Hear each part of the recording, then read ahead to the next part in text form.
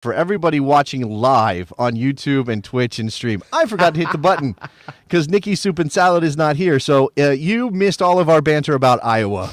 So you'll have to go back and listen on the podcast, which will come out tomorrow morning. My apologies to all the live people. I apologize for that. Wait, so everyone that's messaging in the chat room hasn't heard this? No, they have no idea what we're talking about. I thought they were actually putting stuff in there. No. They're asking about the best destination for Christian Pulisic, talking about Jesus Ferreira, who scored again this weekend. Okay, I mean, yeah, Major League Soccer. Do you want to talk about? I know you have some pain from the weekend, from MLS rivalry week. I know you have some pain. Do you want to go in the MLS direction, or would you prefer to talk about national team topics first? Here's the thing. Had the Galaxy not lost, would you even be asking me this right now? You want to talk about this because you want to push that little nerve. You want to put your finger in my wound. Well, okay, here's a couple of things. One, you and I have not had a discussion since Gareth Bale signed for the for LAFC, and I just saw some quotes from Ernst Tanner, Philadelphia Union's sporting director, where he, just like some other MLS executives, have called into question the whole deal that brought Gareth Bale to Los Angeles, basically like, yo, how are they doing that? Now, you've been on the other side of that coin. Like, you've been the team that everybody thought was getting special favors. Right. Do you question the Gareth Bale move, or are you just like, okay, this is what happens? Here's the difference between us and that bastard Chivas knockoff that's down the street from us. The one that's a better team than you right now. That team. Yes. Go ahead. Better is a state of mind. I mean, we've won 2 out of the 3 games against them this season, so who's better? Sure. Yes, you've won 2 out of 3. You hold that advantage. They're in first place in the Supporters' Shield standings. The difference in how we've done business versus LAFC. We changed the rules to so at least there's a rule around what we do. They may change for us, but we don't skirt the rules. You know, like, LA needs a DP, so we'll change the rules to let you have a third. Or like, hey, we want to sign Beckham, and no other team could possibly afford it, or you want to go to your podunk town. Let's make a DP. Oh, man. They make rules for us versus skirting rules. No, well, okay. So people did wonder about Zlatan and the TAM deal that brought him to LA for the first year he was there. The first half year he was there, whatever it was. Actually, not half a year. It was like 3/4 of the year that he was there, right? They did question that on the same level that they're questioning Bale. Now, I think, and again, Ernst Tanner can say, well, he made $38 million at Real Madrid last season. He had options everywhere in Europe. Why did he sign for LAFC at $1.6 million, which is the TAM limit, right?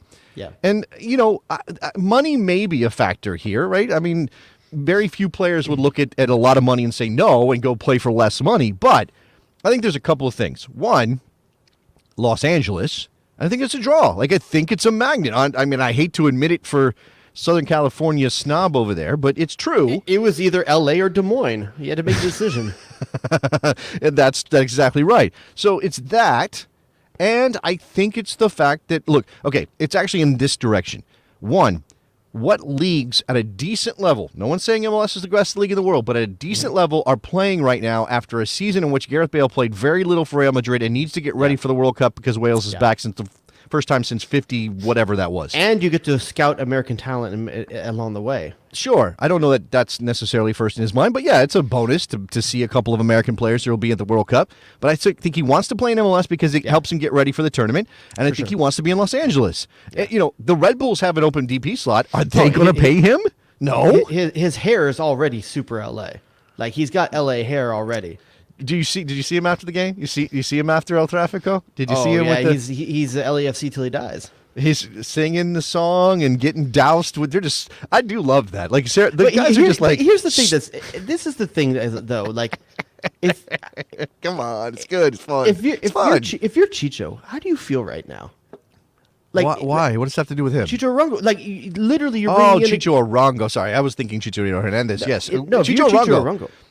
What more do you have to do? Like, what does this? What does this say to you about how the team feels about you? That you put 27 goals or something like that? He's done in the last calendar year or something like that. Something like that. His goal scoring rate is ridiculous. Yeah. I mean, if it wasn't the offseason went in between, he'd be on a record-setting 365 days like of a season. You know, like it's an amazing. So they're talking about him maybe moving because they want to go sign a DP number 9. I don't know why you need a DP number 9 when you have Chicho Arango. It doesn't make any damn sense to me. Go sign somebody else. Yeah. You know, he's great. He's great. I love that guy. I mean, I don't know if I know as an LA Galaxy fan, it's probably hard. Objectively, he's fantastic. Here's what I'm going to play this. I actually was going to play this anyway, and you brought up Chicho Arango. Here he is talking after the game. I don't know if you can hear it. Oh, okay, sorry, that's in Spanish. I don't want to do that in Spanish.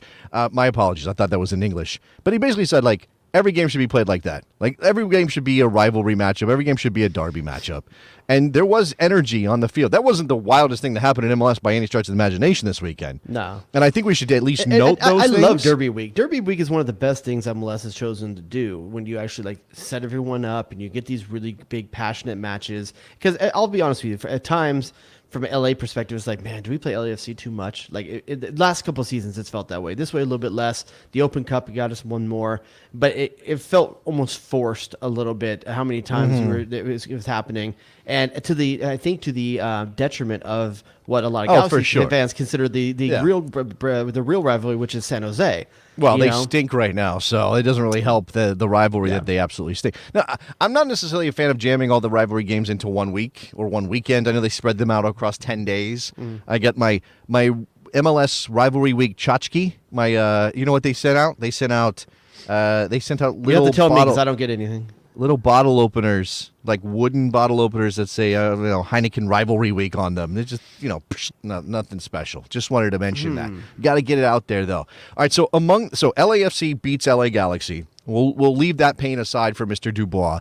Outside of that game, Jared, what was the notable thing for you? Because there was Philadelphia dropped 7 on D's. 7. That's cool and all, but for me, that screams not so much rivalry. That's just a well, I don't backyard forget stomping. The rivalry part. For me, the one that stands out is the Texas derby. That one was fun. Okay, look, I'll admit that I didn't watch that game. I didn't watch it live. I went back and watched the highlights yesterday. Obviously, there was energy. Hector Herrera made his debut. He looks ready to play. I do think. Oh, before we move on to the added time, before we do that, what was the added time? Do you know why there was so much added time in that game? I don't know why it was. It's 15 minutes, I think, though, wasn't it? It was like 13 or 14 minutes. Somebody in the chat tell us why there was so much added time in that Texas rivalry match. The other thing is the Dynamo jerseys. I don't think this is intentional by any stretch of the imagination. They had a little hypercolor thing going on. I think it's just largely like the guys who were playing in 90-degree heat for 85 or 90 minutes were soaked, so their jerseys are darker. And the guys who hadn't played yet, their jerseys were lighter. And it's not usually that obvious. And I was like, oh, that's great. I can tell who the subs are if I didn't see them come in the game because their shirts are lighter color. I mean, I if did you're enjoy Houston, that. I mean, you gotta love the way that finished out in front of your home crowd. I mean, you don't like that you give up a stoppage time goal to Jesus Ferreira. But No. You love that a 16-year-old kid wanted it more and follows the rebound. And 2 Dallas players caught ball watching. 2 Dallas defenders easily should have had the opportunity. I need a ruling from Mr. Dubois on this. Yes. Teenage Hadebi, good name or bad name? It's a mouthful. It's a mouthful. You're not worried about the teenage part. You're just worried about it being a mouthful. His name is Teenage. His first name is Teenage. And he's actually 16 as well, right? Teenage Hadebi? No, Teenage Hadebi is not a teenager. I thought they said I could have sworn on the call they said 16-year-old. So I apologize if I misheard that. Maybe I misheard his name in there somehow. He is 26 years old. Okay, I apologize then. From Zimbabwe. His name is Teenage Hadebi. Is that a good name? I don't know. Or a bad name? Okay, I'll say it this way: better or worse than Digital Takawira? Digital Takawira is a great name. That's pretty badass, right? That is a superhero's name. That is a character in a series that has 700 episodes, an animated series. There's lots of swords in that series. Digital Takawira. Teenage Hadebi is a different thing. No, that's something you get on the black internet, like the dark internet. Oh my God! I was like, what are you talking about? I think it's a name, but that's definitely going to get you into trouble. And hard to get into bars, right? It sounds like the worst fake name on a license. Yeah, I guess it kind of does. All right, so the draw in Texas, that's the one that stands out for you. Not 7 goals, not 3 first-half penalty kicks for NYCFC against the Revs. I mean, that's all just like craziness. For me, at least, that one felt like a derby match, fighting till the end. You know, like that's why I like the Texas one. The other one's like, great on Philly. Great on Philly. I mean, way to follow up, getting your U20s back to the team. That team is getting so much good karma right now in this U.S. soccer world. Paxton Aronson helped set up the last goal, I think, for Philly. was he giving like hand signals on his side to the overlapping run? Was he? I don't know if I've actually ever seen that before. It felt like he had his left arm because he's playing up the left side, and he's sort of in the half space, and he's got an overlapping run coming on his outside, and it almost was like he was giving a hand signal for what he wanted from that overlapping run in order to set up the next part of the Philly move. I'll say this, and this is not meant as disrespect to Alejandro Bedoya, who I love as a player, who is a very good guy and an excellent leader. But if you let Alejandro Bedoya slip in behind, you've got some problems, man. What is he now, 32? 33? He's up there, and he's never been quick, but he makes smart runs. I'm saying it was a smart run. If you give up 7, Jared, and what's your punishment? What's your punishment? Let's see. I think you end up having to hire Wayne Rooney as your coach. That's the punishment. So do you think that's I mean, there's some rumors out there, right? And I actually saw a picture today on the interwebs. Apparently, he was in the airport arriving in D.C. So this is not just, maybe he's coming. Forgive me if I'm wrong. You talk soccer every day for a living. Maybe I'm misremembering this. Where do I do that? I don't remember. Do you know that? You knew I did that? Where do I do that? I think it's on the UHF channel, like public access. WNBC. Actually, if you are watching the video now that we've got the stream up, this is we put out scarves. Wait a second. They didn't pay for that placement on this show. They did not. Should they be paying for they pay me for other things I do? One of us should get a little cut.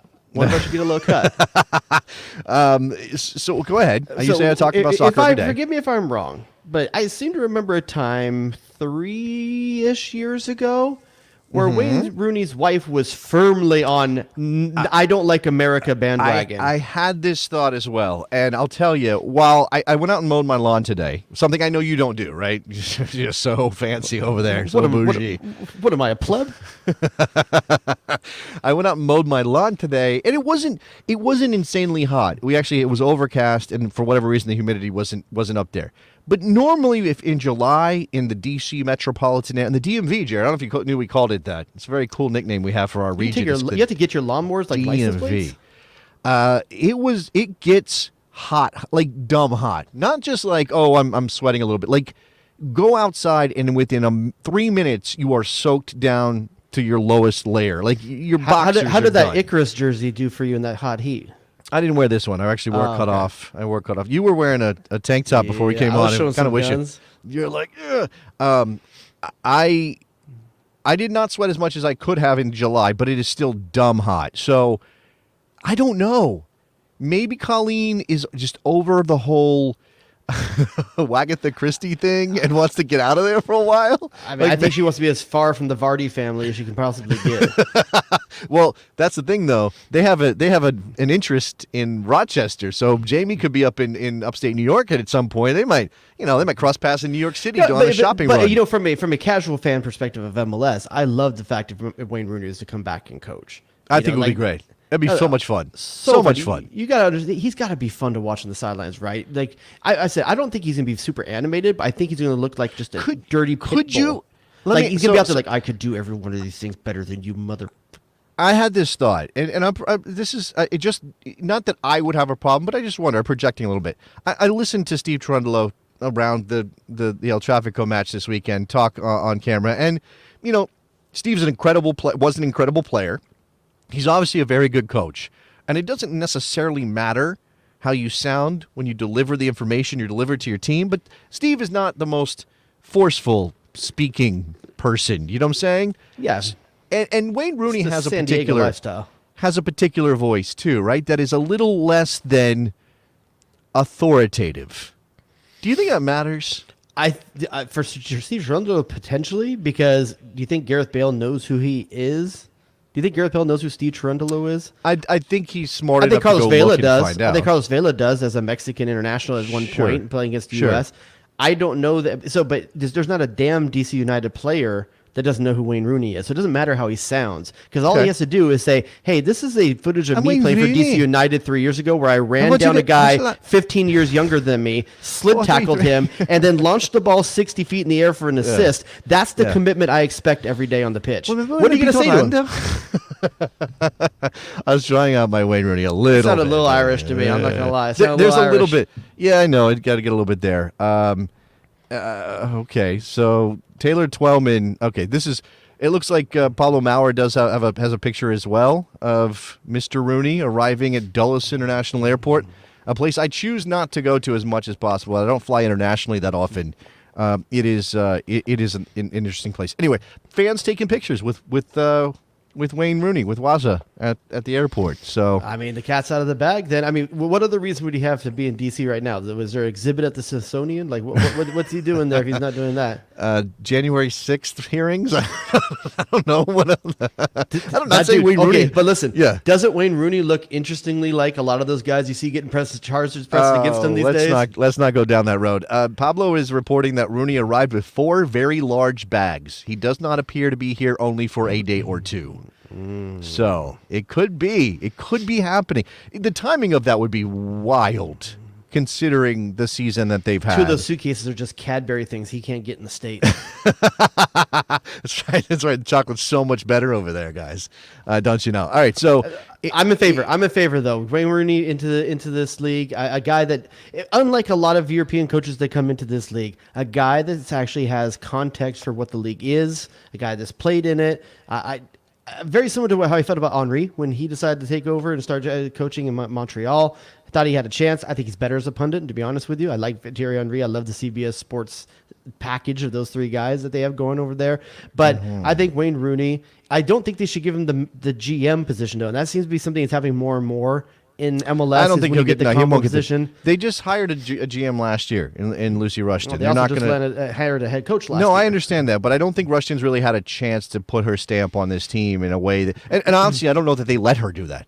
Like, I don't know that if they've let her do. But Taxi Fontes has been a great signing so far. He's the one bright spot that they've got, and there could be something here. So maybe a new era in DC. The other one I want to get to before we move on to other national team topics is Joseph Martinez calling his club out, basically, after they lost 3-0 at home to Austin. Look, Atlanta's not good. Not going to say that, Austin beat the best team in the league or anything, but Austin looks somehow good. They look for real, dude. Drusy is really good. Drusy is a solid MLS Not level. just that, but they're getting production scorer. out of Fagundes that you haven't seen for 5-6 years. That Diego Fagundes. Oh, yeah. Like that's Yeah, the Diego he's Fagundes rejuvenated. that we were mad that chose Uruguay over USA quite some time ago. Wow, I mean, he never got a chance to play for Uruguay, and I think his It issue felt like was, a loss at the time, though. No, it kind of did. I think his issue was citizenship. He's got. I mean, I know Diego Fagundes was New England's first ever homegrown player, and he broke in at 16 or 17 or whatever it is. Had And he's great only tinted hair. Only 27, but it feels like he's been around forever. Yeah, he got miles. kind of has. All right, He's got, so he's got Joseph that Juan Agudelo thing where he's like, oh wow, he's still only 27. You know where Juan Agudelo is playing his soccer? Could you guess? Give me a guess. Give me a guess where you think Juan Agudelo is. Tulsa. Oh, that's not too bad. Not too far away. He's playing for the Birmingham Legion of the USL Championship. So you were living that dream, baby. pretty close. All right, so Joseph Martinez calls out his team. I have the audio. I'm not sure it's going to come across on the live stream all that well, but let's do it anyway. Tell me if you can hear this. Yeah, actually, 100%. This not happen today. This happened beginning the season too. So we play because we have to play, but in the training, some players don't have that energy. Some people don't know what we have to do, or they don't recognize, or they don't appreciate the jersey and what we do it for a long time. And probably that's the most problem, because the injury is not the problem. We play soccer, and you can have injury every day. And some people still think, oh, because we lost this guy, we lost this guy. We have a mistake. We all make a mistake, and we are professional. It's not kids anymore. And if you come here, you have to know what we have to do. So if you not come here for 100%, probably you know have to choose this club to play. So the people, that's a message for everyone. If you want to bring some guys, it's because they want to play here, and it's not because business. And that's happened for a long time. So Joseph Martinez talking about Atlanta. I don't know how much you could hear of that, Jared. It was pretty low, but I know the gist because I read some of the comments before, basically calling out the effort of the team and how this isn't what the team was 3 years ago, like that they've come a long way the wrong direction from where they were. And I think, listen, if anyone has the right to say that, it's the guy that bled, led, and got Atlanta United to the level that they were, which is Joseph Martinez. If you asked me the top 5 players who rep the hardest for their clubs in MLS, Joseph Martinez is in the top 5 every single time. Yeah. Every single time. Now, I don't know if Joseph is the same player he was prior to his injury, which, is probably frustrating for him. But I don't think effort has ever been the issue for Joseph Martinez. And he's calling out not just the players who maybe don't show up. He's calling out the team, and you could put this on Carlos Bocanegra, you could put this on Darren Eales, who are making moves for flashy South American signings who maybe don't fit in the effort level for what Atlanta United needs right now. And I think that's where it's appropriate to put it. I think some of this has to land at the feet of Carlos Bocanegra, because this is a few seasons worth of really, really interesting, odd decisions from the Heinze hire. Letting I'm sorry, I'm forgetting now the German gentleman that went to DC United. Why am I forgetting? Oh, Julian Gressel. Julian Gressel. I mean, there's a number of weird situations like that, and some high-profile players leaving to go to odd leagues and odd teams to kind of get away from whatever Atlanta United is these days. I think they're suffering from a crisis of identity. I don't think anyone understands what Atlanta United's play style is anymore since Tata Martino left. I don't think anyone understands who they are. And without Joseph Martinez, I think he's the only thing that really centers the crowd, the fan base, with an identity of Atlanta United anymore. And if you've lost him, you really have to ask yourself and look in the mirror and say, who are we?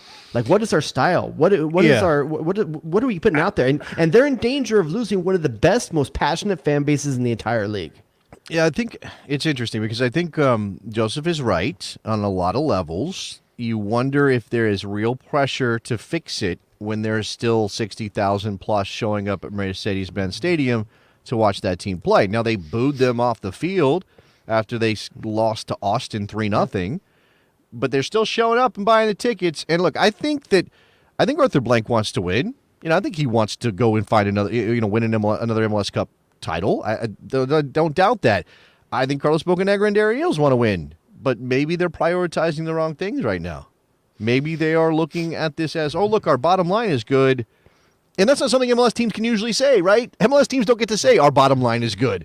But their bottom line is good. They sold a player who was basically a bust for $20 million. And this is fair. This is fair from Steve Hidalgo in the chat, too. It feels a little like Galaxy under Klein. Chris Klein is a guy that needs to answer some stuff as well. I mean, he has been the constant in that.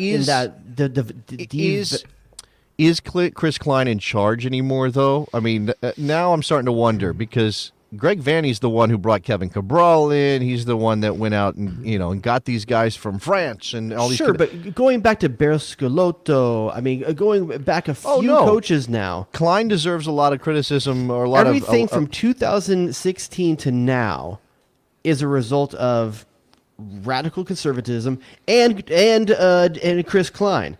That's the where we're at in 2022. You talking about the Galaxy or our country? What are you talking about? 2016 came out of my head. I just switched gears. No, Chris Klein is the Galaxy is just tumbling and tumbling and tumbling, and there's a crisis of identity with the Galaxy as well, just like Atlanta United. The difference is the Galaxy doesn't have that linchpin player that you can still look to and say that's what the Galaxy is about. That's the heart. We look at the coaching staff. We look at the Dan Kalishmans, the Greg Vanneys, Kobe Jones in the booth, Juninho and Sarvis running the youth academy. Everything that the Galaxy does points backwards, but it doesn't connect forward. Well, I think that they're not that far away right now. No, I don't either. Beckham. There's some bad signings in Costa and Cabral. They have some dead weight, and this is the thing that came up with the possibility of Jesse Lingard coming to MLS, which I think is dead. We killed that one already? I don't know. I don't know. It got fire and got cold real quick. I mean, as long as Miami's in play, I mean, there's. But I don't think Miami's in play. I don't think Miami's actually in play. I don't think Jesse Lingard's the player they need to go I was surprised that was something. He seems too young to come over here at this point. That seems a little bit odd to me. The questions about why Lingard would consider it those are good questions, because if he's really in the picture to maybe make the England team for the World Cup, does he want to put himself in MLS? And look, as good as MLS has been, or as much as the league has grown, it's not at the level where you would pick an England international for the World Cup out of the league. So there's that. And his age and all of those things. It was reported that he would only consider Miami and Los Angeles. LAFC has basically locked up their path. I don't think Lingard fits when they're already got. They've added Gareth Bale to a front line that has Brian Rodriguez, Chicho Arango at the moment, and I'm missing somebody else. Carlos Vela, of course, obviously. Yeah. So you're not going to go sign Jesse Lingard. The Galaxy being in for Lingard was a thing that Taylor Twellman said was happening for about 30 seconds before he went back and said, nope, they're actually not going to bid on Jesse I had the Lingard. wrong LA. I had the wrong LA. My bad. No, he said LAFC won't, and then he said Galaxy will. Oh wait, no, Galaxy won't. So I don't think it's going to happen. But I think there's a question about LA Galaxy. Again, getting rid of some of the dead weight. Why on earth was Douglas Costa even considered in the first place? Everybody knew Douglas Costa was going to be a bust. Why? He's got MLS 2.0 DP written all over him. He's got really Danielson. He's got Danielson energy. He's got sure. Gerard energy. Okay, sure. He's got Gerard energy, I guess. It's Gerard was more accomplished I than say Douglas more Costa. I think you're probably closer on when you say something like Danielson. I would even throw maybe like a I want to put Kaká in there, but that's not fair. That's not fair. No, that's he not was fair at all. way more successful than that. Yeah, that's not fair. Yeah. But there's guys like that just come over, and I think, listen, and it's tough for the Galaxy fan base. He's posting pictures of him on yachts, while he's recovering from, it's just not the energy that you're looking for. And then you see guys like, I almost said Christian Bale. Gareth Bale is available right now in the summer. Why did we feel so much pressure to sign Diego Costa in a winter window when his Brazil team was happy to get rid of him and he's had a steady decline? Why would we want that in a winter window? Because there was a lot of pressure to have a DP signing before the season started. So this is who they grabbed. Versus and they've done what they've done so far this year. I think fourth place right now or something like that in the league. Maybe a little bit further after that loss. I don't know where they're at now, but they've achieved that basically without Costa anyway. Yeah. And now you're looking at some of the names that are out there. Yeah, I would have loved to have Lingard. That would have been fantastic versus Costa. I don't know what it would cost, and there's a lot of things like that. And I don't think this one. People are talking about the Galaxy may not be done. That there may be still. There's talks about a move of Chicharito to Chivas, perhaps even. What? Okay, I didn't know that was a thing. Galaxy are in 5th place on 27 points right now. We talked about Wayne Rooney. I don't know that I got. So this is literally 7 minutes ago. Paulo Maurer says they have agreed to terms. Wayne Rooney is going to be the next DC United manager, so that'll be fun. I'm excited for that. Maybe DC United can lose 4-0 instead of 7-0 with Rain and. I think it's a good signing. I think it's a good job. We'll see what he can do out here, but I have faith in him. And by the way, just a couple of things in the chat. We're not having phones up, right? Because Nick's not here. Yeah, no, sorry. The phone line is on the screen, but unfortunately Nicky Soup and Salad was in Iowa, and he's our phone guy. So if he's not here, we can't do phones. My apologies for that. We also had somebody asked if we were going to talk about Austin. We've given Austin some love. There's some deeper discussions to be had maybe at a later date on Austin FC, but I'm impressed by I'm still not a how much they believer. improved. I'll tell you that. I think they're having a good start to the season. What do you? So you're saying that they could drift out of the playoff places? No, in the I don't think half? that at all. I don't think that. Okay. I don't believe them as an MLS Cup contender. Okay, well that's I don't think different, the though. experience is there. When you look down the other teams, even in the West or even the East, a lot of these teams have guys that I think I would trust more in the playoffs. That's make it fine. happen. We can't prove you're wrong right now. Yeah, right now, Nashville's in the last playoff slot in the West. I would take Nashville over a number of the teams above them and some of the teams in the East right now, too. I think they're a team built around defense, and they could do things in the playoffs. But they haven't been defending all that well recently. I mean, I'm just saying, if your identity is defending and then you're not defending all that well, you give up 4 to Charlotte. Okay, well, now I have to question. They're only 1 to 4 goals off all the other teams in the West right now. No, I know. But if your identity is goal defending, differential is 0. They're not scoring either. Yeah. That's the other problem. They don't have enough goals in that team. Hani Mukhtar can't do everything, and I love CJ Sapong, but he is not the guy who takes you to the next level. So that's a thing. There's lots of MLS we're not going to get to. There's too many damn teams. Can we just agree on that? And plus, that's There's not too the many damn sexy teams. stuff anyway. The sexy stuff was what's happening across the Atlantic. Right, over there at Leeds, America, United States of Leeds, Leeds, USA. I'm a fan of Leeds United States. I like that one. Leeds, United States. Okay. It's Leeds United. No, I get it. It's not bad. None of them are good. Nothing's They're all as awkward. good as Full America. That's the best branding there's ever been. No. None of them are as good as Full America. So now Jesse Marsh in charge. Brendan Aronson comes in. and Tyler Adams joins. And we talked about this possibility. Was it Calvin Phillips and whether he was going to leave was a major factor in all of this? He's gone now to Manchester City. I think they're about to sell Rafinha. I don't know what that means for Leeds. It's bad to lose Rafinha, but they weren't going to hold on to him anyway. But I think that's been in their plan the entire time. And Jesse Marsch is wasting no time waiting till late in the transfer window to set his team. Like there is also business done early. I'll also throw this in, although I don't think it has moved much. But there have been reports that Leeds might be interested in Chris Richards as well. So, can you have too many Americans? Or are we just good with stacking them up? I think it's the Jesse Marsch factor that makes me just a little bit uncomfortable. If it wasn't an American coach, we wouldn't be second guessing it. Exactly. Because it feels like he's doing his boys a solid. But let's say this too: Americans are probably have a better bargain rate transfer wise than maybe most other players in the world because they're probably not weighted for the dollar. same. Yeah. Yes, there's probably what they get extra Tyler Adams value. for? $20 million. Something in that area. That's pretty good money, I think, because I think Leipzig was trying to get $40 million for him in the winter transfer window or before last year. I mean, you try to squeeze the premium out in the winter, but yeah, he wasn't going to be in the plans for Tedesco, right? We kind of already knew. Once a manager says, "Yeah, you're not in my plans," all of that negotiating power disappears. Right? He still has value. He's still a good player. He's not going to go for pennies on the dollar, but he's not going to be worth his complete value. So, and look, I do think that's there's something to be said for, Tyler Adams' value has dropped. But at the same time, if he's not playing, and it's not always about, he's not good enough to play for Leipzig, right? It's about the manager. It's about the approach. It's about the tactics, which have changed a bit since Tyler signed. When Tyler signed, they were the high-pressing Red Bull style of team that we expect. Now they're not quite that team anymore. Certainly weren't under Nagelsmann. That's where Marsch is going, though. So this is where Marsch is going. And having Tyler Adams sit back there and be the security blanket and just drive people crazy with his ability to cover ground. It's interesting, too, because as an American, I could be worried about, I could be worried that, I hope these guys really do something out there to make sure that they show well, that show what Americans can do. But honestly, I have such a clear vision in my head of what Jesse Marsch is trying to do because we've seen it over and over again as Americans that have watched Jesse Marsch, and we have such a clear vision of who Brendan Aronson and Tyler Adams are as players and how they fit with what Jesse Marsch is going to do. I have very little nerves about this. I think. Look, I trust the players. I do. I trust the players to be good enough at this level in the system that Marsch is going to. I agree deploy. because the two of them have something that's universally appreciated: hustle.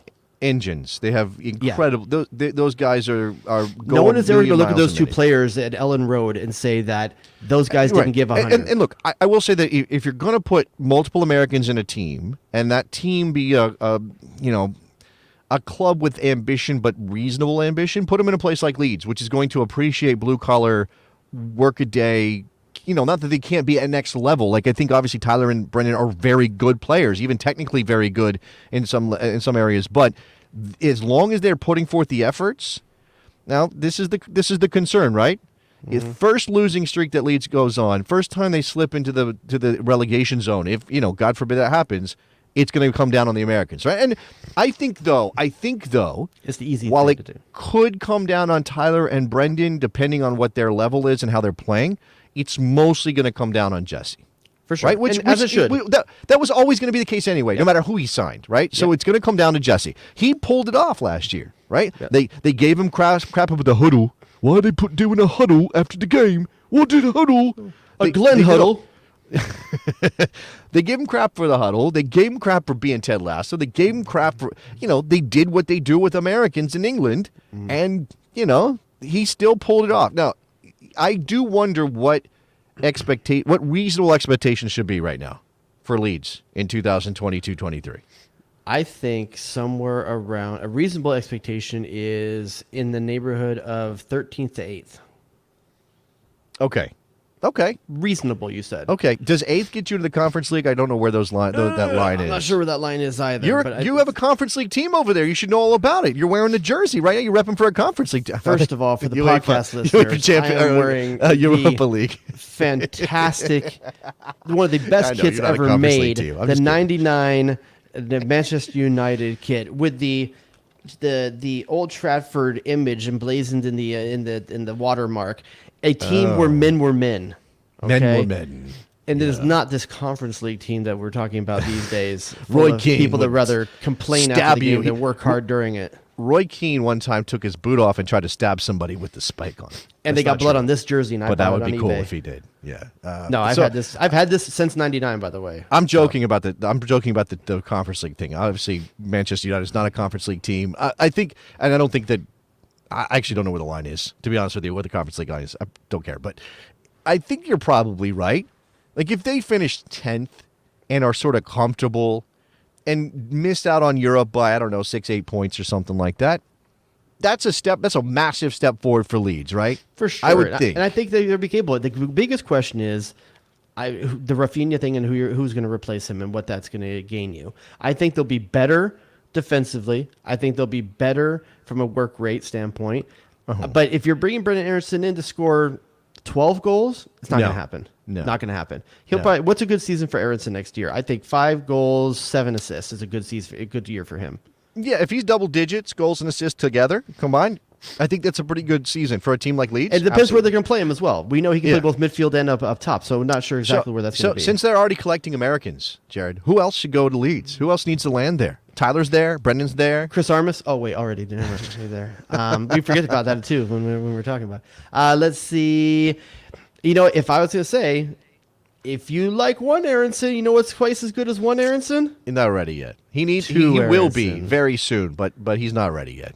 He's obviously best player at the U20 championships in Honduras, and the U20s qualified for Quinn not just Sullivan the looked really U20 good too, though.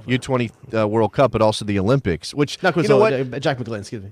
I want to say thank you very much to CONCACAF, the Lords of CONCACAF, for making that tournament the Olympic qualifying tournament so we can get back in the Olympics for the first time since 2008, Jared. Yeah, and also I mean- I appreciate that it wasn't in the U.S. I think that's good for these kids. So many times yeah. the competitions for these things are Hey, always look, in the that- U.S. and that always was, hosted here. They Does went no up one any against favors. Honduras in a semifinal with Hondurans there supporting their team. I mean, the rest of those games, basically nobody showed up. But when Honduras was playing, they showed up to support Honduras. And is it wrong? Are we allowed, based on the fact we didn't qualify for the World Cup in 2018, are we allowed to laugh at Mexico right now, Jared? Should we? Can we? Oh, it's always on the top of my mind to find a way. Okay, so we can laugh at Mexico. That laugh track is spelled J-A-J-A-J-A, just so you know. It's ha ha ha ha. Yeah, missed out on the U20, missed out on the Olympics because they got Yep. beat by Guatemala. And not going to just- U20 World Cup. Oh, not going to the U20 World Cup either, right? Because they got beat in the quarterfinal. But and shout out, I mean, they got waxed in the final by the U.S. I love that DR is going to the Olympics for men's soccer. The DR, man, like Yeah. bring me all the merengue. Let's do this. Like I think it's hilarious. They get great shortstops. Maybe they can make some midfielders too. Maybe they can do that.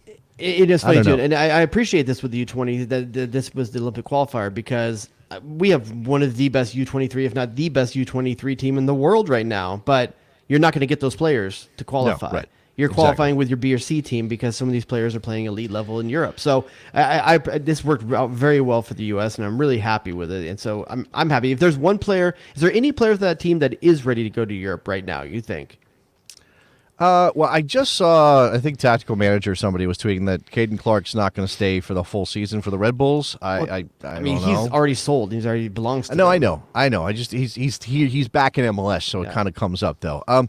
Look, I would like to see Cade Cowell. I think there are leagues where he could thrive. Yeah. But I don't know that he's ready. I would love to but see him in the championship, to be honest with you. Oh man, I think he would wreck some people in a league like that. I think he would just have fun in a league like that. I mean, I actually kind of think that the Netherlands would be good for Cade Cowell. I mean, the weird thing is it hard to reconcile how good Diego Luna looked with his stature at even RSL, where he's not necessarily the guy at RSL? Well, he just got there, right? Yeah. Get the chance. He's not, you can't become class president if you just moved to the high school. Like, you've got to make some friends and get accustomed to the environment. Well, that's the hard and, thing about this too, is that we have to remember challenge that the bully to these a are ski race. 18, You have to do all those 19-year-old kids, 17-year-old kids. Like if a move to Europe means second division football or reserve team football right now. Like it's not like many of these kids. You could maybe get to they're not walking into you can get to top move five to league teams, a Bromby or a Bruges, and maybe you could start on one of those teams. Maybe But Yeah. then you're not at the same level as even maybe playing on a reserve team for a big team, a big Bundesliga team or something like that. Well, I think that, not every player is made the same, but there are players who need to be careful about the choices that they make because you can get buried pretty quick and you can find yourself not getting, I think right now Ricardo Pepi, as he's in preseason with Augsburg, I think he scored 1 or 2 goals so far. Yeah. Good for him. I hope it's the right move. I hope it turns out that that's the right move. It hasn't looked like that so far, and there are people out there who will tell you that was a move he shouldn't have made, that he was chasing money or his representation. How does a gentleman like Diego Luna have that many tattoos so freshly over age of 18? Do you think he had a parent writing him a permission slip for a while? Oh, absolutely. Absolutely. My How brother old got do you his think he- first one at 17. It Really? happens. What was it? He got a really poorly done Celtic Cross on his shoulder, and then Okay. later on had somebody come and make it a little bit better. Do you have a tattoo? I do not. Okay. Didn't do I it. do not Never either. pulled the I've trigger. always been like, I don't know, nothing. And I think I'm done. I think I'm past the point of let me go get a tattoo. Like I think age wise, I don't think it's The like, I only think that- respect I get for a person who gets their first tattoo at the age of 45, like myself, is if it's a memoriam tattoo. Yeah, I can get with that. If you're remembering somebody, or look, But if you're getting a Calvin Hobbes pissing on something at 45 for your first tattoo, yeah, don't do that. There are a couple other transfer moves we should talk about. Let's talk about strikers. Okay, so I mentioned Ricardo Pepi was not in the national team at the end of qualifying and was not in the team in June. Maybe he finds his feet. We know that. That Daryl DK is going to have to get healthy. Did not come in June, so he can get ready for the season with West Brom. And then you have Jordan Pifok, who is, I guess, Jordan Sibachu again as he moves to. I think the Union Berlin? Europeans just aren't willing to change. I get the feeling that from what I'm reading, it's just like, I don't know. I saw an article with Americans who say PFOC and Europeans who say Sibachu. I get the feeling that they're just not on board with people changing. I don't know. But he went to Bundesliga. It's all about registration and how he is on his official documents. Like Was if it your Union transfer Berlin certificate- or Union Berlin he ended up at? Yes, Yeah. yes, and okay. I'm not going to correct you. Just say Union Berlin. It's fine. That's the way we would say it. What? Is there a way you want me to It's say it? Union Berlin. They say Oh, Union. get the F out of here. Come on, man. What? Jared Dubois? You're walking a fine line there, my man. Yeah, this is the same reason I say Home Depot Center still. Like, you don't get to tell me what I call things. Yes, people do get to tell you what they call what. Yes. Oh, yes.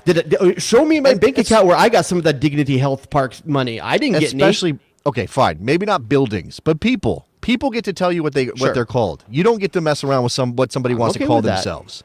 Okay. I'm just making sure we're all on the same page here, right? But don't be mad at me if I make a mistake a few times, because it's hard for me to change Look, sometimes. this is a good team. Yeah. They were solid last year, and maybe that's even what, sixth underrating last them year a in the bit. Bundesliga, I Yeah, think? they were top 10 in the Bundesliga, and they're bringing in a guy who has a very good scoring record in Switzerland. If he does, and I don't know where the magic number. I don't know if it's a magic number. I don't know if it's tape. I don't know if it's tape. We still watch tape. I don't know what Greg Berhalter is going to judge this on. And he does have this thing where, okay, Jesus Ferreira established himself a little bit and is still scoring, right? So there's that. And we don't know what's going to happen in September, October. But right now, Jesus Ferreira looks like he's definitely going to be in the mix.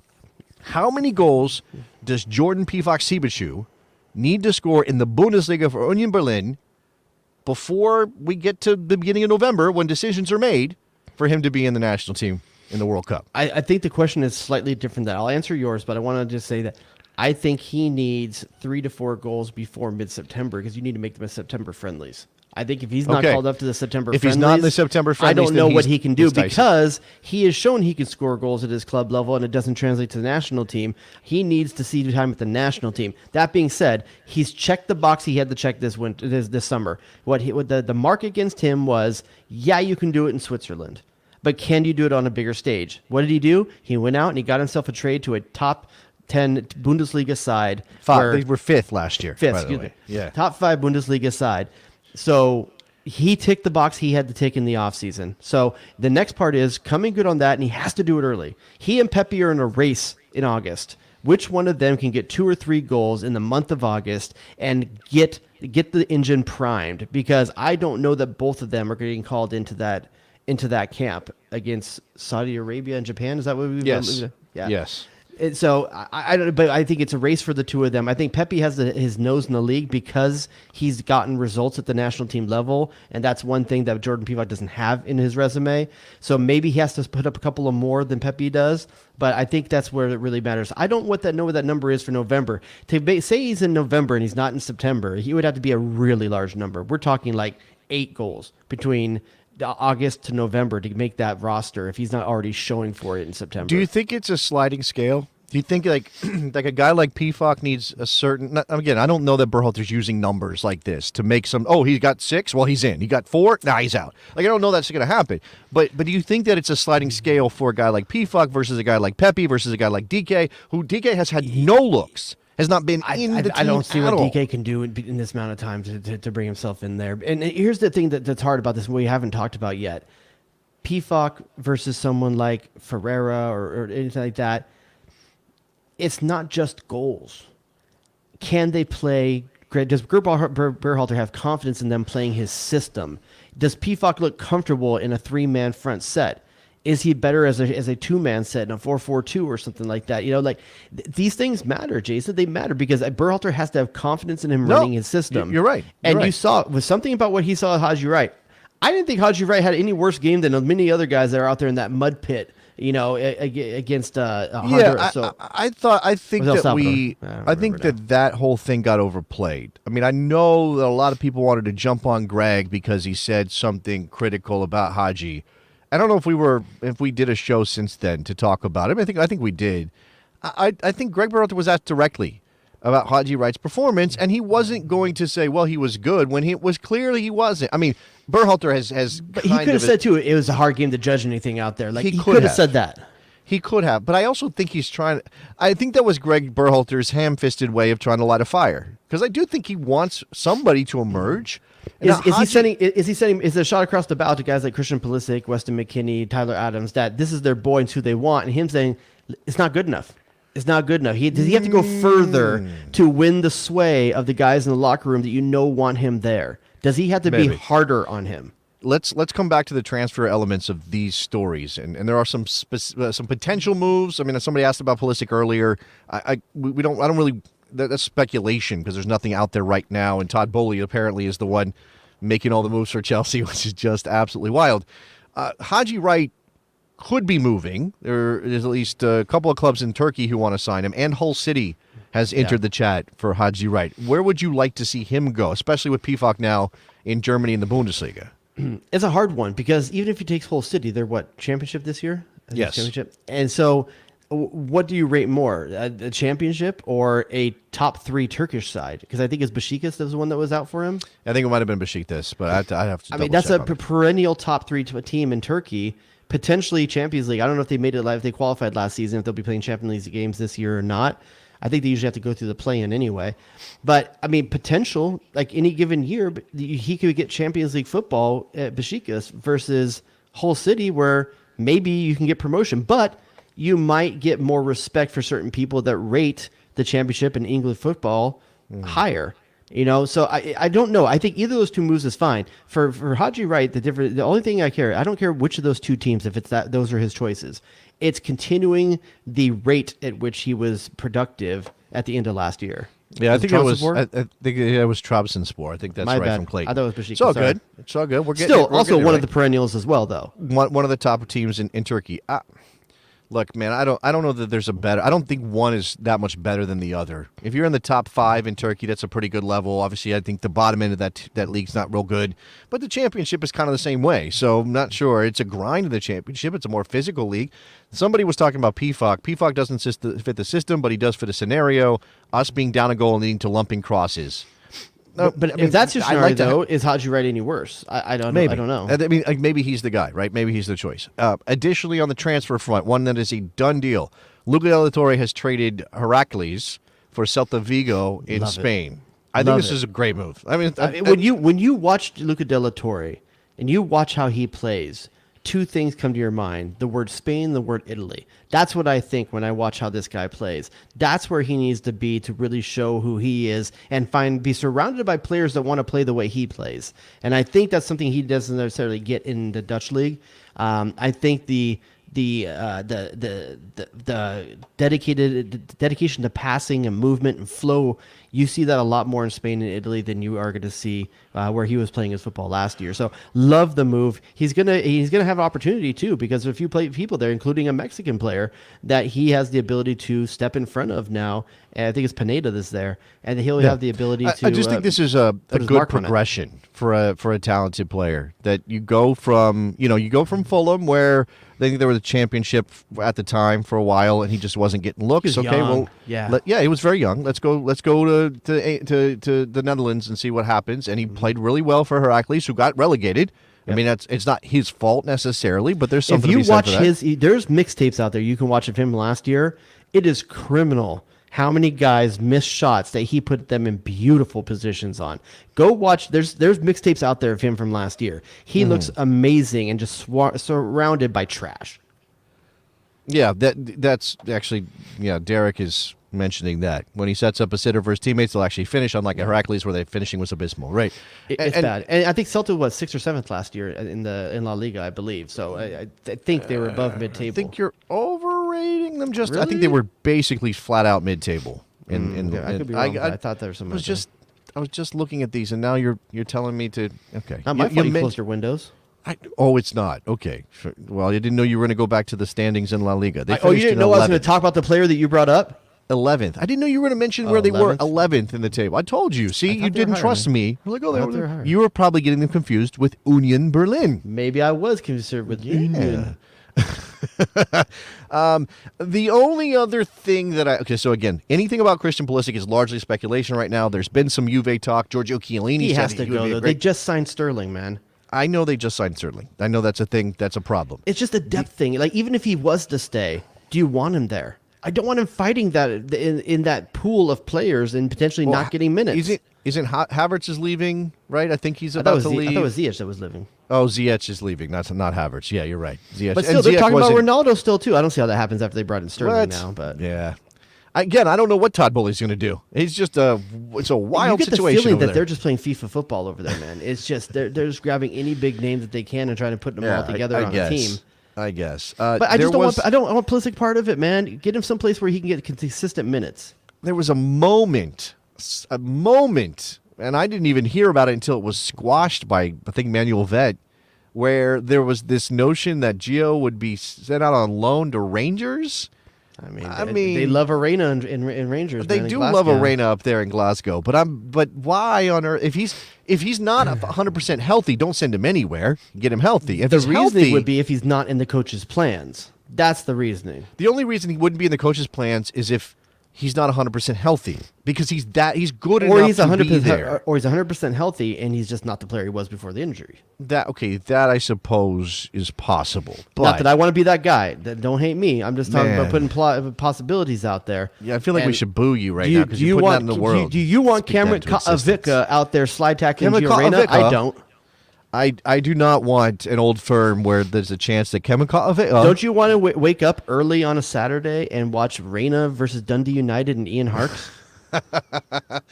Oh, man. I mean, I think it would be for nostalgia's sake to see a Reina wearing the blue of Rangers would be interesting. For me, it brings back memories, But here's the thing. Technically speaking, not even the same club. Did you know that? Not even the same club. Did they sell ownership or something? No. Remember they blew up financially and they lost their license. Relegated a couple levels, right? And they had to reform the club and start at the bottom level of Scottish football and then work their way back up. And they the same name and everything, but not technically, legally speaking, different club. The coach for Dortmund, I forget his name now, but he's saying that Gio's looking fit. Hopefully he'll be ready to go to start of the season. That's good news.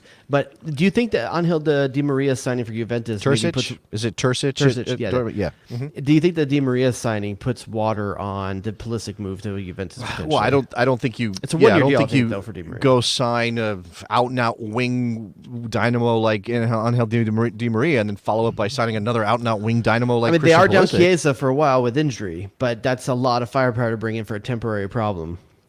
This is also a club that, while they do have some money, are not just dripping with money. Well, so I don't know that they're going to go out and... What, you think it'd be fairly cheap to get Christian Pulisic out of Chelsea?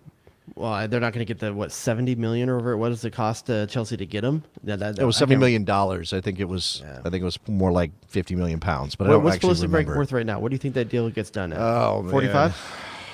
Yeah, I think 40? you could probably get him for 40. So you can get 45? Brendan Aronson, or you can get Christian Pulisic, basically. No, Brendan Aronson was closer to 30, right? Unless I'm looking at the dollar. Are we to talking about pound ratio. dollars? Or are we talking I about don't know. pounds? I Are we never talking know about anymore. euros? I never know anymore. Are we talking about Deutschmarks? I don't know. I don't know if Boris Johnson's president over there anymore or not. I don't understand. He backs down off his party, but I don't know if that means that he still have the position. I don't understand what's going on with those people. The only reason I know, obviously everybody knows the pound, but the only reason I know a lot of those currencies is because I watched or played/watched way too much Carmen Sandiego back in the day. Were you a Carmen Sandiego guy? Of course, but I don't know their Where current. I don't know in the their current exchange rates. No, that's not what I was. I And a was lot of saying things don't lira. even. I don't think lira exists anymore. Does it? No, it doesn't. That was my joke. Is Oh, that okay. it's all on they're on the euro now, Francs. except for England, of course, who was like, well, we're special, we're keeping the pound, and then we're leaving you because we Yeah. don't want to be part of this anymore. Marks Cameron were caught the German. Vickers. German were marks. Yes, exactly. What was Spain? Spain was, I think it was pesos, but I might be wrong about that. Oh, maybe it I think was peso. What up, France? Do you know France? Francs. Francs. Yes. Turkish that- lira I still knew a few of exists, them. is what I'm being told. Oh, So wow. that's Does interesting. Greece even have value anymore? Do they have anything there anymore? I know they were so upside down and inflated. You know, talk about Greece's financial and economic problems, man. You're going to trigger some people on the show. I don't. Be very careful about that. Every time I see Mykonos, I just want to go to Greece. Doesn't that look like the most amazing place it looks ever like the when you most see amazing it? place in the world. Yeah, if they had a football club and some TAM money, they could sign Gareth Bale. I bet you. I would go to Mykonos over L.A. They got Wouldn't golf. you? They got golf courses there. I'm pretty sure they got some golf courses in Mykonos. I don't know how they play. Any other big move that's happened that we need to talk about on the American side? I don't think. You know what? I'm surprised. No Hoppy move yet. no, anywhere. he's in training and he's rocking a dye job. Have you seen it? No. Oh, you haven't seen He's Gone Blonde. I'm not sure Matthew Hoppy is the guy for the. Now, you could argue Matthew Hoppy. Anything to stand out, huh? Well, you know, footballers like to do that. Matthew Hoppy's he's from Yorba Linda, so you tell me where that fits in the scale of Californians. Technically, Orange County. There's parts of Yorba Linda I think you could qualify the IE if you're just on the right side of the hill, but I think they Okay. claim Orange County mainly. Okay, he's got some pretty intense. I mean, we already talked about his attitude on the field. He got some pretty intense, like bully energy, right? And Oh, yeah. when you go with that kind of hair job, the dye job, when you go blonde and you are you have that energy, it's a little scary, I think, right? Like you're just leaning into I think he's being okay with that. You're- He's a little too Johnny Lawrence, you're saying? It's something it's a little bit Johnny Lawrence. Johnny Lawrence wasn't dying it though. That came naturally. He was just a I know, but blonde maybe he's California kid. cosplaying Johnny, almost a Joey Lawrence. Yeah. Yeah, Whoa. maybe. Whoa. What was that? It was just whoa, right? That's Whoa. what he said. Man, that is a throwback. I haven't thought about Joey Lawrence. There's people in their forever. 20s not understanding what the hell we're talking about right now. What is Joey Lawrence Nell doing Carter. right now? One guess. What is Joey oh, Lawrence I doing think now? he had a TV show. Like, he's always bald. He bics it now. You don't know that? He's bics on it. television? I think Joey Lawrence. I think so. I think I caught he my wife watching survived. something he was on. Yes, and his brother. I think they're on the same show together. Mayim Bialik is the host of Jeopardy these days, right? Correct. Is that right? Yes. Mayim Bialik. So she's doing okay. Obviously, she got all It those says, degrees and right stuff. here, the Trooper Barry says Joey Lawrence is doing Christian movies from what I saw. That seems to be a pathway for child I mean, stars. if you're of on the you're 80s and you're an 90s. 80s sitcom star, I mean, Christianity's there for you. Like whether you're Kirk Cameron or what's the guy's name from? Oh, Is that not right? Is that not right? no, Is he no. into I'm other sorry. stuff? You're talking about something. I'm looking at Joey Lawrence's filmography right now. Is there B movies in there? Like, He made a movie, and I bet you can't guess. What? He made a movie in 2021 about something that is. Or I guess it came out in 2020. About something that was in the news just the last couple of weeks, Jared. Storming Capitol? No, you're in the right ballpark. Roe v. Wade. He made a movie called Roe v. Wade Jesus. in 2020. The film, listen to this. This film stars a predominantly conservative ensemble cast, including John Voight. Did you know John Voight was all the way over there? He is. I knew he was over there. Stacey Dash. Jeez. And Robert Davi. Do you remember Robert Davi? I know Robert Mondavi. Robert Davi was one of the Fratellis.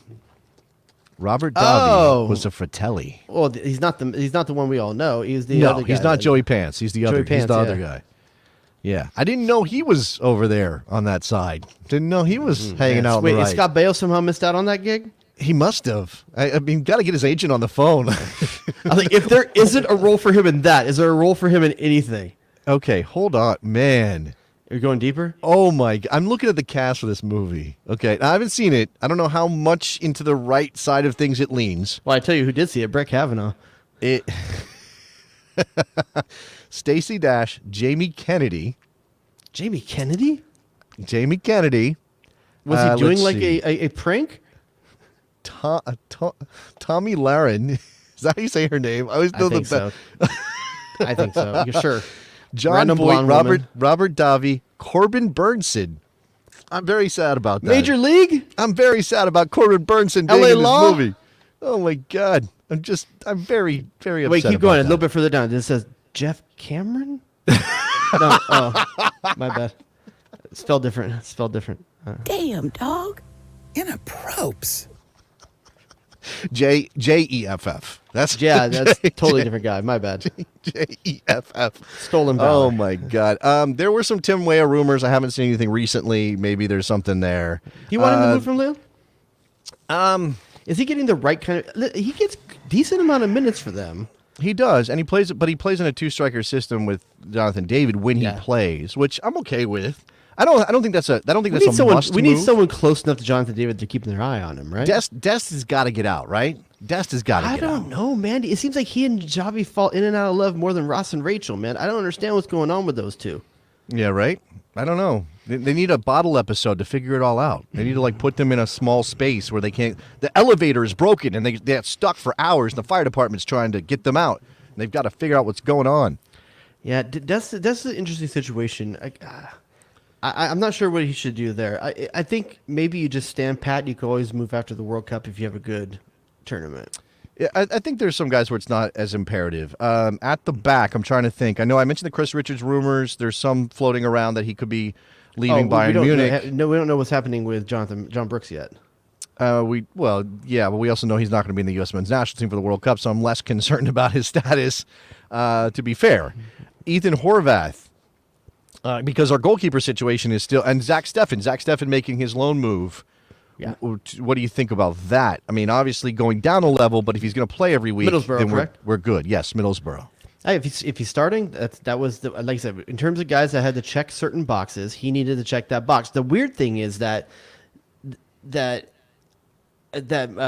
Turner had to check a different box, which kind of puts him in a disadvantage. He had to check the European challenging box, and so he picked the biggest box he could have his access to, which is Arsenal. Wow. He which picked the means box. he's gonna be running the bench. He picked a box that kids dream about picking, so I don't have a problem with that. I do Swing think it big. puts him in a difficult position. Look, if Ethan Horvath is playing every week for Middlesbrough and playing reasonably well, he's going to start the World Cup because Matt Turner's not going to play. He's just not going to only play. if he figures out where the near post is. And there's that. And Ethan Horvath's at Luton Town, so if he gets minutes, who knows? It could be Stefan Horvath and then Turner, but I don't think so. I also say, how do you feel? And there was a little bit of back and forth on some Arsenal social media. How do you feel about him being called Matty Turner? Are you good with that?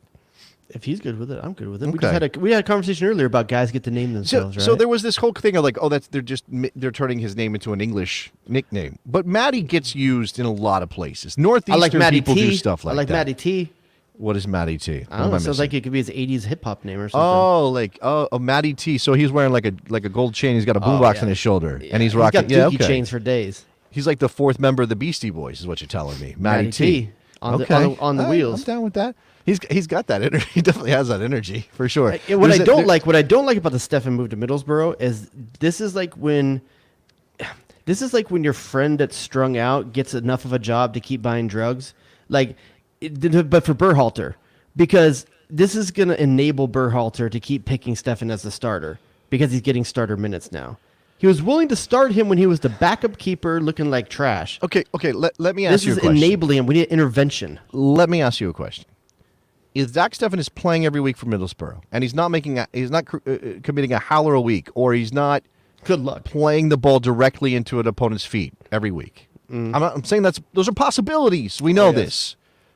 But if he's not doing that and he's playing at Middlesbrough, are you worried about goalkeeper at the World? I mean, it's not the level we're used to. Right? The last time we were in the World Cup, we had Timmy Howard standing on his head. Yeah. But are you worried about it? The same way you're worried about striker, the same way you're worried about maybe left back if Anthony Robinson goes down. Are you worried about it? Not the same way I'm worried about striker. I would put it my second worry though. I think it's the second thing. It's the second biggest thing to worry about on the U.S. national team. Look, it's true that when the U.S. goes to the World Cup almost every single time, and I can't think of a tournament where this wasn't true, we need our goalkeeper to be amazing and play out of his skin to save us in games. That's 100% true. And maybe we're not going to get that this time, and maybe that's going to be a major problem for this team. I don't know. I wouldn't be surprised if, let's say, Zach Steffen ends up being the starter, and they approach Matt Turner to be the PK specialist if it goes to shootouts at any point. Okay. You know, I studied the tape. He's a good PK stopper anyway. Penalty, excuse me. I know people Look, I would be hate Americans say PK. I want to believe in Matt Turner because I really do think as a shot stopper he is that good, and I think he's better with his feet than people give him credit for. Agreed. Generally speaking, I would be much more comfortable if he was going to a big club where he's, obviously going to be a backup at least for a bit. I believe he could win the job if he wasn't going into a team with an established English goalkeeper ahead of the World Cup. Do you know what I'm saying? Like, I would imagine it's possible that Matt Turner might jump to the number one spot and prove himself in a mid-table club in England if that team didn't have an English goalkeeper going into a World Cup. And Arsenal's not exactly mid-table either. They're pretty good. No. What I'm saying is, if it wasn't Ramsdale, if he's going to be the backup goalkeeper for a team in England that had a Czech goalkeeper or something, I might be able to believe that he would jump over that goalkeeper because he's that good. But they're not going to bench Ramsdale for Matt Turner ahead of the World Cup. They're just not going to do that. So it makes it hard. Yeah, but also, like, other things happened. I mean, God forbid Ramsdale could have an injury, and Turner's then starting keeper for Arsenal, which is a pretty damn good gig. Matty T in the goal for the Gunners. Matty T and the Gunners. Matty That's T a and the band. Gunners. That's a 50s band for sure. Matty T yeah, and the that's Gunners. probably- Yeah, That's they the play good headliner. stuff. That's a headliner at like a hot rod show that plays like at the hot rod show downtown in your hometown. Yeah, they're tonight a cover band. Yeah, they're a cover tonight band. bring your hot rod downtown for the pancake breakfast and a free concert by Matty T and the Gunners. It's a little Booker T and the MGs, right? It's got a little bit of that. Yeah. I mean that not. Yeah. I mean, are they Booker T and are they the one that did the song from Days of Thunder? Booker T and the MG. What song is that? The one that I don't remember. I haven't seen that movie in so long. I had to go look at the disc song. We made it. Is that Booker T and the MGs? So glad we made it. That song is also heavily featured in the Blues Brothers movie. Give me some lovin'. Give me some lovin'. Give me. I don't know if that's Booker T and the MGs or not. I don't think that's my bad. Is that? By the way, Days of Thunder. Oh! Can I tell you this before we get out of here? Mm-hmm. I bit the bullet, and I'm still not sure it was the right decision. I've allowed my kids to start watching Ted Lasso with me. And what does that mean exactly? What are you There's saying? a lot of inappropriateness, and obviously the use of they do curse in that show. Words is very heavy. Yeah, they do curse in that show, which is fascinating. But what I've told myself is that they keep asking if they want to watch it. But I've told them that I've told myself that the commitment to displaying good human behavior is worth what they're going to see. But I know in the next episode, we're about to watch episode 2 of season 2. I know there's the scene, and spoiler alert, but not really, where Keely's clicking the mouse in the bed when Roy walks in. Yes, there's some raunchiness there I'm too. really trying to figure out how I'm going to explain to them what was happening there. I will say this is probably true. I don't know what the thing is right now with kids that age, but it's better than any creepypasta video they might see on YouTube for sure. Better than all of that because of the good human being factors. Oh, yeah. They said, but Nicholas Murray is saying that that band was the Spencer Davis Group. Oh, you related to them? Written by Steve Winwood. I'm related to all the Davises. We have a big reunion every year. We get together. Oh, it's great. Yeah, me and can't think of another Davis right now. Ben Davis? Literally can't think of another Davis, right? Brad. Brad Davis. Oh, you know Brad Davis, dude? One of the best assist leaders in all of MLS. Me and Brad. Oh, you want to hear something real funny before we get... I know this is super long. We're giving you guys bonus because we didn't give you a show the last couple of weeks. I found out on my radio show on Friday. Jared, did you know? I know we covered this already. Did you know I have a radio show? Sure, you knew that. It's been brought to my attention on many occasions. A caller from Houston, Alex from Houston. We were talking about Hector Herrera making his debut potentially for the Dynamo this weekend, which he did again, and a new era in Houston. A new era in Houston. They're spending money, Jared. Incredible what's happening with the Oscar Houston De La Hoya Dynamo. laying it down. No, it's Ted Siegel. He's the owner now. Oscar De La Hoya. Golden boy. Golden boy. Alex informed me something I don't know if I knew this and forgot it. But back in 2009, the Houston Dynamo traded one of their international roster spots in perpetuity. Oh, I heard this. Was it New York or something? To the Red Bulls. Do you remember who they got for this international roster spot? I And do. there was some I do. draft I do picks. because this is one of the guys that had the best worst hair in MLS at one point. Yeah. And a guy that also is no slouch to crazy deals. This is Dominic Oduro. Dominic Oduro. Who I believe took a pizza sponsorship to color his hair like pepperoni and cheese at one point in Canada. Did do that. I believe that was in Columbus he did that. Was it Columbus he did that? I think he did that in Columbus. I think he did some TV commercials, local television Think about commercials that, in though. Columbus. This is this the Bobby Bonilla deal of MLS? Somebody said RSL also did a similar deal. Somebody said RSL or somebody. Oh no, Chivas. Chivas traded one of their DP slots to the Red Bulls, and then the league was like, "No, you actually can't do that. We're going to give it back." They also traded. I think RSL traded one of their international roster spots to Chivas in perpetuity. But then when Chivas folded, the league gave it back to RSL. That's smart business, baby. But imagine being a supporter of one of those clubs and how committed you are to small time football. If you're going to, like you say, like, I'm not going to go like outside our shores. Incredibly insane move. But I will say that those Dynamo teams, 2008, 2007, 2008, 2009, those are very good Dynamo teams. Guess how many internationals they had on that team in 2009? And Dabo Dura is one of them. Guess how many they had. Was Boniek Garcia there yet? No. Okay, American. 2009. He played for a while, so you might be able to you should be able to name one of their international their keeper players. is Canadian. Yes, Pat Onstad. Pat Onstad, who's now their GM. Craig Wable wasn't. You're not going to Eddie get Robinson the other ones. was not. Give me a number. Just give me a number. Hold on. Give me a second. Technically, Stu Holden, international. Okay, but he American. Stu Holden's an American. Yeah, was born in Scotland though. I know, but he's an American.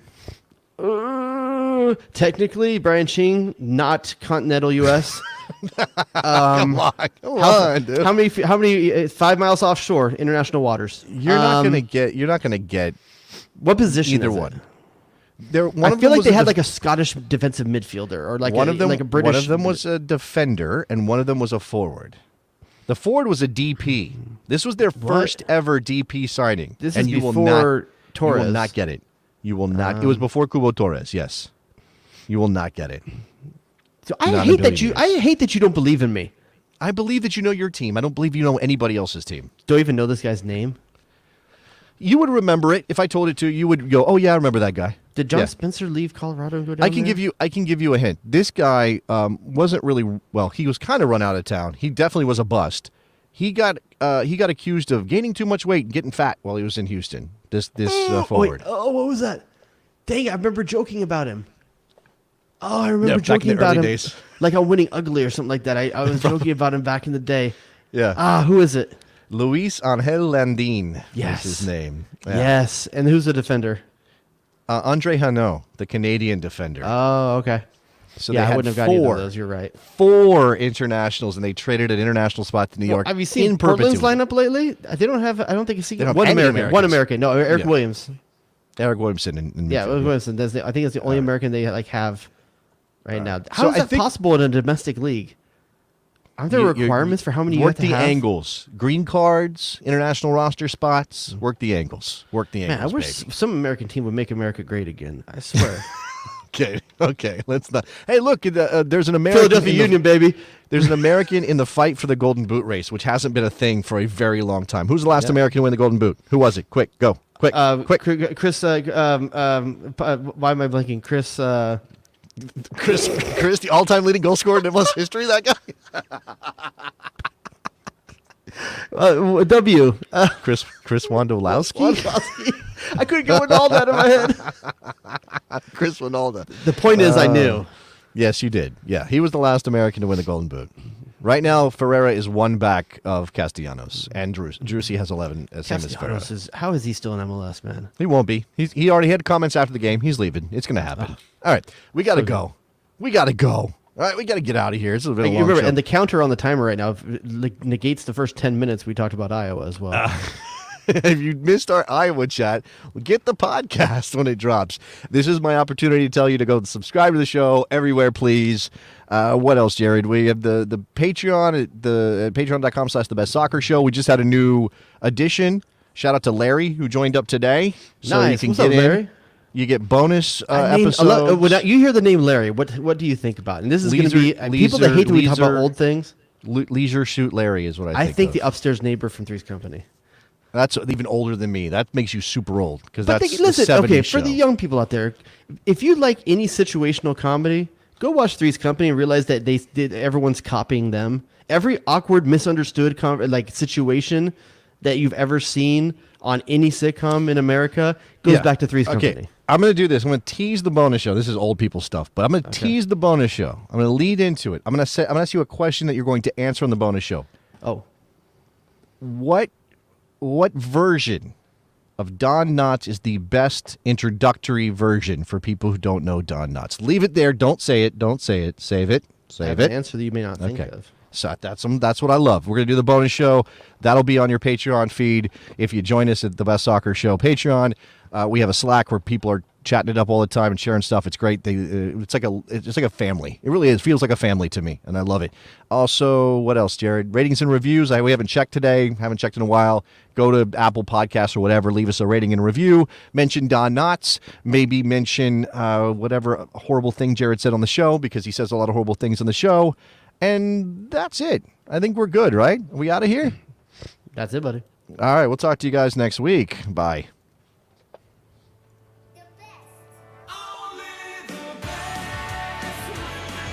Damn, dog. In a ropes. Danger zone! Playing hot dogs and donuts with two fangirls in the locker room? The Sausage King of Chicago. Oh, it's incredible! It was there for Here we go, saucing them up. Hit him, wet. Get to the chopper! Michael freaking Roscoe Pascal. What are we doing?